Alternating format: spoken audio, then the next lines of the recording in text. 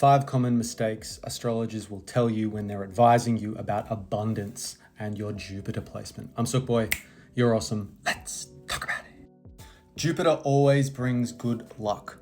Jupiter is known for expansion. It expands whatever it touches. So if you have compromised Jupiter placements, then for better or worse, it is going to expand those themes. For example, you could have Jupiter in the 7th house. That's a very expansive relationship. There is a lot going on. That doesn't necessarily mean that there will be healthy relationships though. Jupiter will make you rich. Now this myth is very contextual. Sure, if you have Jupiter in Taurus conjunct Venus or a favorable aspect to Venus, then yes, that can be rather expansive for your finances. However, that means that you need to apply some kind of action to this. You're not just going to sit back and acquire loads of money. In fact, if you have Jupiter in Taurus and it squares or opposes Saturn, then you could actually find that wealth or that wealth generation actually happen a lot later in life. Mercury rules commerce and Venus rules valuables, money, capital, currency, that kind of thing. Jupiter in any house gives you success in that area. Bow bow. Success is subjective, and whatever house Jupiter populates in your chart is more to do with expanding the themes of that house. It doesn't necessarily mean you will be successful there. It means that you will explore and acquire a lot of knowledge and ultimately find the meaning of those themes. Jupiter is about meaning above all else.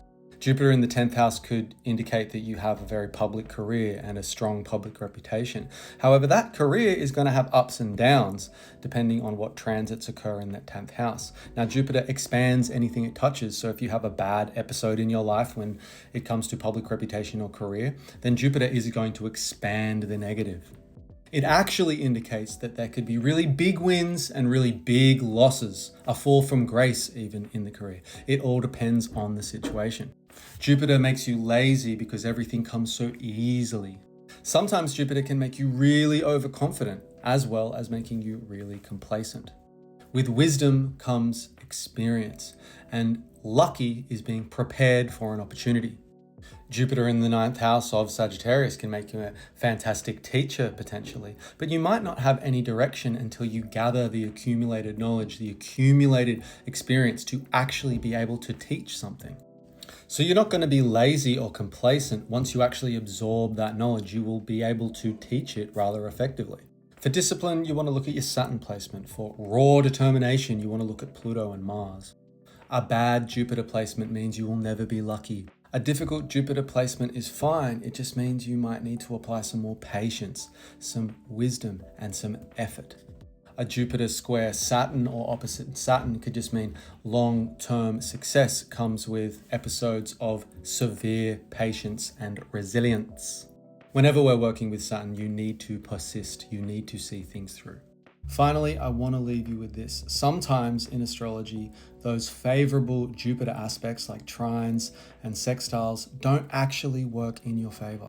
And the opposite is also true. Sometimes squares and oppositions are really favorable for your Jupiter placement.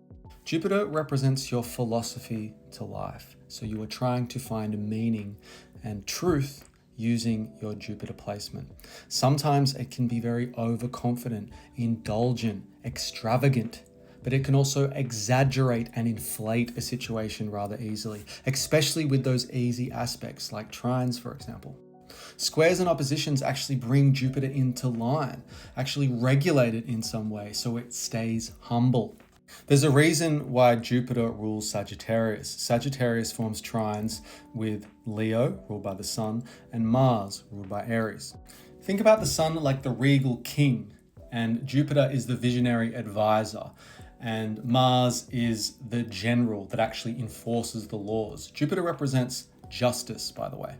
Now, abundance is a thing for Jupiter, I will give you that. But at the same time, we can overdo abundance. Sometimes it turns inwards and it turns very greedy.